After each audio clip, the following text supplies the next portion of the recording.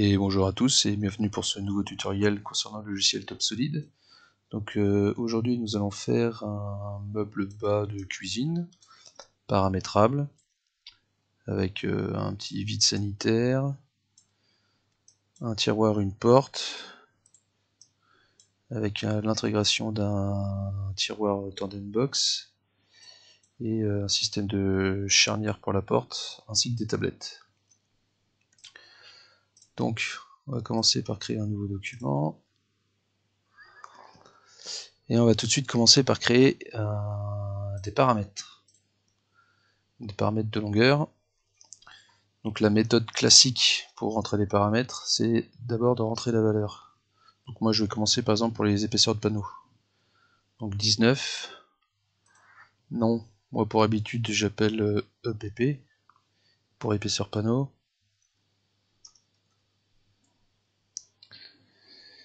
Ça c'est la désignation, c'est pour se retrouver dans les paramètres si vous êtes perdu. On va faire hauteur caisson. Alors ça c'est la deuxième méthode, on peut rentrer directement le nom du paramètre avec un égal. Hauteur du caisson, on va mettre 800. Entrée. Je ne vais pas mettre de désignation, on va essayer de faire vite. Hauteur caisson, largeur caisson.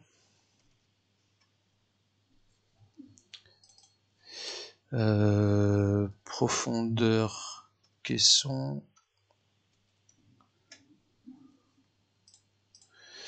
Qu'est-ce qu'on va avoir? Les jeux de porte. JP égale 3. On va avoir vide sanitaire, on va mettre 50. On va mettre la hauteur de la façade de tiroir. On va mettre 130. Et on verra si on en a besoin d'autres plus tard. Donc pour l'instant, ces paramètres sont ici et sont marqués en inutilisé. Donc dans un premier temps, moi ce que je fais, je vais créer un bloc. Alors dans le sens des X, ça va être ma largeur de caisson, donc LC. En Y, ça va être ma hauteur de caisson, donc HTC. En Z, ma profondeur du caisson, PC, OK. Je viens me snapper sur le repère ici au centre, là où il y a le petit carré rouge. Voilà, donc là je peux en poser d'autres, mais ça m'intéresse pas, donc je fais échappe. Ensuite, pour que ce soit plus facile, je vais rendre transparent ce bloc. Donc je vais dans les attributs, ici, transparence. Moi je mets 8 par habitude. OK. Donc là maintenant je vais venir construire mon caisson. Donc je vais dans les outillages bois, bloc contraint. Je vais passer en automatique, et là dans les épaisseurs, alors, par défaut c'est marqué 19, mais moi je veux que ce soit paramétrable, donc je vais mettre EPP pour épaisseur panneau. Entrée. Je clique sur ma première face, je clique sur la flèche pour bien rentrer mon panneau à l'intérieur de mon caisson, clic droit pour valider, je clique sur mon autre côté, cette flèche ici pour rentrer le panneau à l'intérieur, clic droit pour valider, au-dessus, je mets mon panneau à l'intérieur, tout de suite, il y a une superposition, vous voyez dans les angles, donc je vais dire que ce bout là vient s'arrêter ici. Donc je clique sur ce bout là, clic gauche enfoncé, clic droit, jusqu'à temps que ma face sélectionnée soit la bonne. Et là je lâche mon clic gauche. Ok, je fais mon dessous, je vais le faire en rapide. Voilà. Ce que j'aurais pu faire ici derrière, c'est aussi mettre, premier jeu, mon vide sanitaire que j'ai appelé VS. Je vais prendre la clé plate, je vais modifier mon dessus. Alors vous voyez là, j'ai cru avoir cliqué sur mon dessus, mais en fait j'ai cliqué sur mon bloc. Donc ce que je vais faire, c'est que mon bloc de départ, je vais le mettre dans mon calque, et je vais éteindre le calque. Je vais le mettre dans le calque 1. Ok. Donc je reprends ma clé plate, je reprends mon dessus, je clique derrière, et mon jeu VS. Ok. Donc mon caisson est à peu près construit. Je vais pouvoir tout de suite, je vais faire ma rainure pour mon fond ici. Bois, rainure, première face, clic droit pour valider. Je vais prendre l'outil scie. Ma joue, je vais plutôt prendre ma joue basse, qui va correspondre du coup à mon décalage qui va être VS. Ma largeur de rainure, ah bah vous voyez là j'ai pas mis paramètres créés, on va mettre EPPF pour épaisseur panneau de fond égale 8. Ok. Donc bois, rainure, je clique sur ma face, je clique sur l'arête, clic droit pour valider, scie. Là je vais prendre la joue basse, vous voyez celle-ci, qui sera égale à mon vide sanitaire. Largeur de la rainure EPPF, donc c'est l'épaisseur de mon fond. Profondeur de la rainure, je ne l'ai pas paramétré, tant pis c'est pas grave. Profondeur de la rainure 9. Je valide. C'est bon. Copie opération. Je clique sur mon autre face, on arrête, clic droit pour valider. Ok. Je vais tout de suite ajouter mon fond, donc je reprends l'outil bloc contraint. Donc du coup je vais pas me mettre en automatique, je vais plutôt le faire à l'ancienne on va dire. L'épaisseur EPPF. Et dans ma rainure, je veux 1 mm de jeu dans le fond de mes rainures. Donc premier plan, je clique sur le fond de mes rainures ici. De l'autre côté, je veux aussi un jeu de 1 mm, donc 1 entrée, je clique sur mon fond. Sur l'autre axe, je veux que mon panneau aille du dessus jusqu'en dessous et qu'il soit positionné contre ma pièce ici. Alors est-ce qu'il est bien positionné? Il est bien positionné. Parce qu'on peut jouer avec les flèches pour le positionner différemment à l'axe d'un côté ou de l'autre. Je valide. Ok, je vais pouvoir faire mes façades. Donc je vais réactiver avec le calque 1 mon bloc. Hop, je vais mettre en automatique. Jeu de positionnement. Je vais mettre 1,5 par rapport au caisson. Mes façades vont être décalées de 1,5 mm par rapport au caisson. Épaisseur EPP. Pour épaisseur de panneau. Plan de positionnement, celui-ci. Vous voyez là, mes façades sont rentrées dans mon caisson. Je clique sur la flèche ici pour le ressortir. Je regarde bien si j'ai mis 1 mm de jeu ici. Donc ça c'est bon. Donc je vais commencer par ma façade de tiroir. Donc en haut. J'aurais bien paramétré mon jeu là. Ouais, je vais paramétrer mon jeu. Je l'ai peut-être déjà fait. Ah oui, ici JP, 3 mm. Clé plate, hop. Donc ici, premier jeu, JP. Entrée à gauche. JP à droite. Encore du jeu. Et en bas, par contre, je veux pas un jeu, je veux une longueur définie. Et cette longueur-là, ça sera ma hauteur façade. Hauteur de façade, hauteur de tiroir. Ici 130, HTT. HTT, entrée. Et je valide. Ok. C'est bon. Donc je vais faire ma porte qui sera en fonction de ma hauteur de façade de tiroir. Donc je passe en automatique, jeu de positionnement 1,5, épaisseur EPP, entrée. Je clique sur ma façade, je la repositionne correctement. Ok. À gauche, un jeu JP. À droite, un jeu JP. En bas, le jeu JP. En haut, un jeu JP. Mais je veux aussi que le jeu soit en fonction. Donc je clique sur ma flèche du haut. Et je veux que ça soit connecté au-dessous de ma façade. Donc j'ai bien mes 3 mm de jeu ici. Et ok. Donc là on va dire que j'ai tous mes panneaux. Donc je vais mettre mes façades dans le calcul 2, c'est plus simple. Que 2, ok. Et mon fond, calque 3, ce qui va me gêner lui. Ok. Ce qu'on peut faire là, c'est des tourillons pour assembler le caisson. Bois, autre procédé, tourillonner. Je vais prendre des tourillons de 8 par 30, pourquoi pas. Face support, donc c'est le champ, ici. Face au raid de départ, ici. Centrage auto et arrêt d'arrivée en champ arrière. Je vais passer en passe centré. Je vais faire un pas spécifique à 192 pour que ça arrive plus près du bord. Ouais, ok.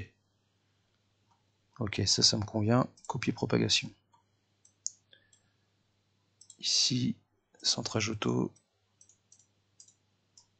Et ici, clic droit pour copier l'opération. Je clique sur le champ, face de départ, centrage auto, face arrière. Clic droit pour copier l'opération.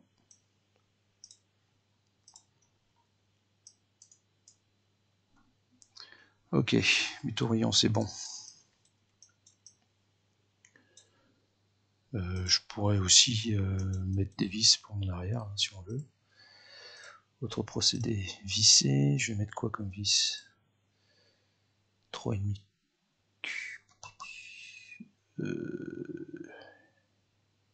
Allez, 3,5 30.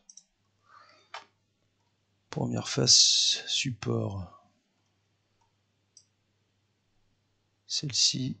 Seconde face, support. Celle-ci. Face au raid de départ.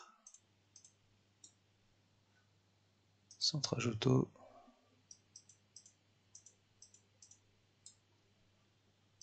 Pas centré.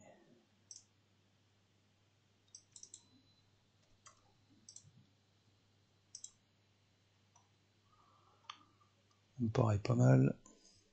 Copie propagation. Première phase support. Deuxième phase support. Face au raid de départ. Mon champ ici. Centrage auto. Phase d'arrivée. Le champ. Ah, je l'ai loupé. Là. Et échappe. Ok, ça c'est bon. Maintenant, ce qu'on va faire, c'est d'intégrer le tiroir. Alors, j'ai combien d'espace de dispo là? Outils. Cotation 3D. Je prends de là à là. J'ai 114 de dispo. Je vais regarder sur mon catalogue Bloom. Donc, le Tandem Box. Il me faut... donc ça passe. Donc je peux prendre la taille M.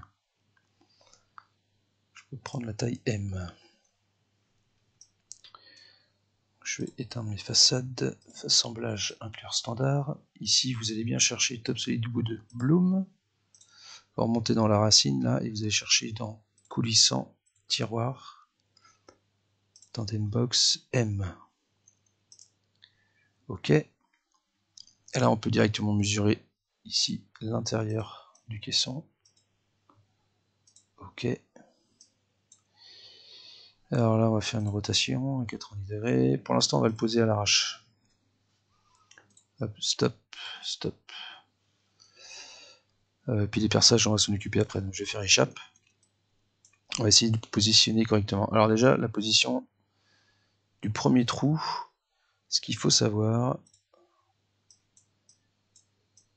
c'est qu'on aurait pu penser que c'est le trou de 37, là, le classique, avec le système 32, mais pas du tout. Il faut faire 37 moins 9. Donc ici, 37 moins 9, entrée. En ce qui concerne la hauteur, qu'est-ce qu'ils nous disent? 73 minimum par rapport à... 73. Ah oui, alors nous ça va être 73. On va mettre un peu de jeu, même on va mettre 75 plus PP. Hop, je vais rafficher mes façades et regarder derrière. Donc c'est bon, ça dépasse pas. On est bien. Ok. Donc du coup, maintenant on va mettre les charnières. Assemblage inclure standard. Toujours dans Topside Wood Bloom. Rotation. Charnière invisible plus en base. Donc là on retrouve bien les portes en applique, les portes jumelées et les portes encastrées. Alors nous ça va être en applique. Ok. Le recouvrement chez nous c'est EPP-JP. Entrée. Le jeu de la porte. Ah, c'est la distance qui est entre le caisson et la porte. Alors nous on avait mis 1,5. Ok. Donc là il se positionne pas bien. On va faire une rotation à 180. On va le positionner à l'arrache pour l'instant. Stop. Stop. Perçage porte. Je clique sur ma porte. Perçage montant. Je clique sur mon côté. Alors on voit pas les perçages encore, mais c'est que ma charnière est mal positionnée. Mais ça va se faire tout seul. Autre composant. Donc recouvrement EPP-JP. Entrée et 1,5. Ok. Rotation à 180. Je positionne la porte. Stop. Stop. Perçage porte. Perçage montant. Et voilà. Je quitte la fonction et maintenant on va s'occuper de bien les positionner. Donc on va les mettre à allez, 80 de l'extérieur de la porte, 80 et 80. Et ce décalage là, ça va être 0 et 0. Donc là maintenant, si je mets les quincailleries sur le calque 4, je peux même mettre mon tiroir si je veux. Donc j'ai bien mes perçages de porte et mes perçages de côté qui sont faits.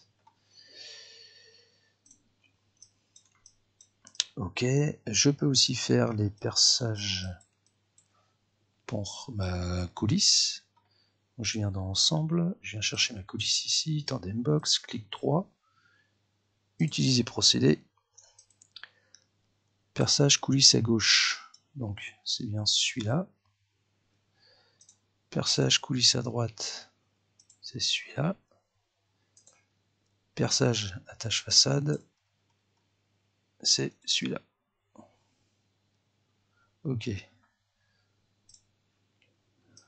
Donc on retrouve bien les perçages coulisses et perçage attache façade. Donc ça c'est bon.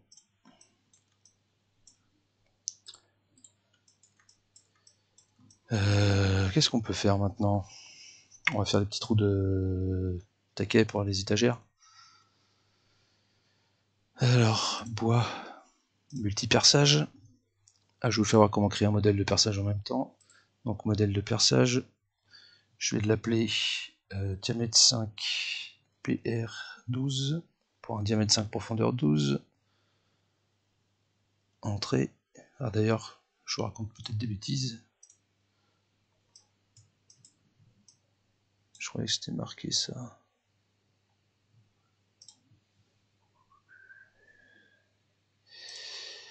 Si on met de la vis euro.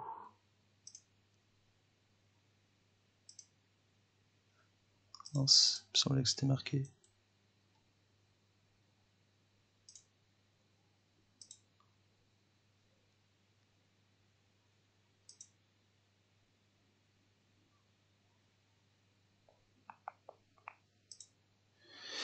Non, bah je sais plus. Je sais plus, c'est peut-être bien un 14. Ouais, c'est pas grave. Multi-perçage, modèle de perçage D5PR14. Allez. Ça sera donc un trou. Ok. Un trou borgne. Diamètre 5. Profondeur 14. Angle de fond 0 ou 180 degrés, c'est la même chose. Ok. Nouveau modèle créé. On bois multi-perçage face support. Cette face-là.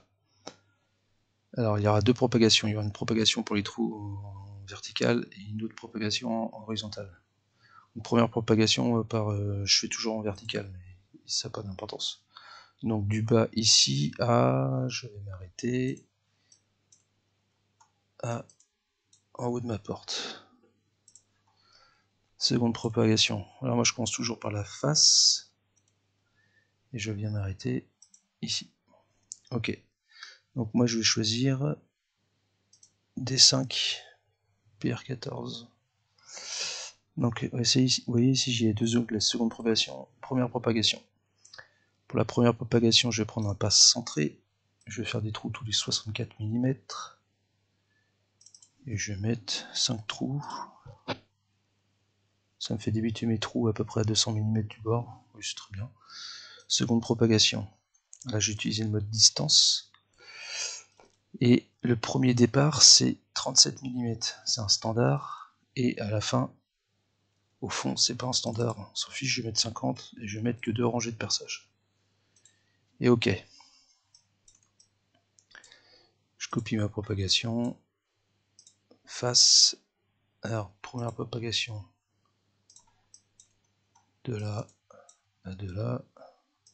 Seconde propagation de là à là. Ok, ça m'a fait des trous de taquet. Je vais maintenant faire la tablette. Bloc contraint. Épaisseur PP. Premier jeu 1 mm. Premier plan. Ici, alors là vous voyez, il met un panneau vertical. Je vais inverser de direction pour faire un panneau horizontal. Je vais venir là, mais avec un jeu de 1 mm. 1 entrée. Je clique ici. De mon fond à devant, avec un jeu de 10 mm. Et pour le positionnement, je vais utiliser la fonction distribuer. Et je vais distribuer de cette face-là à cette face-là. Dans le total, je vais mettre 2 tablettes. Entrée par rapport à ici, ça tombe presque sur un trou. Ok. Et hop, il m'a créé mes 2 tablettes.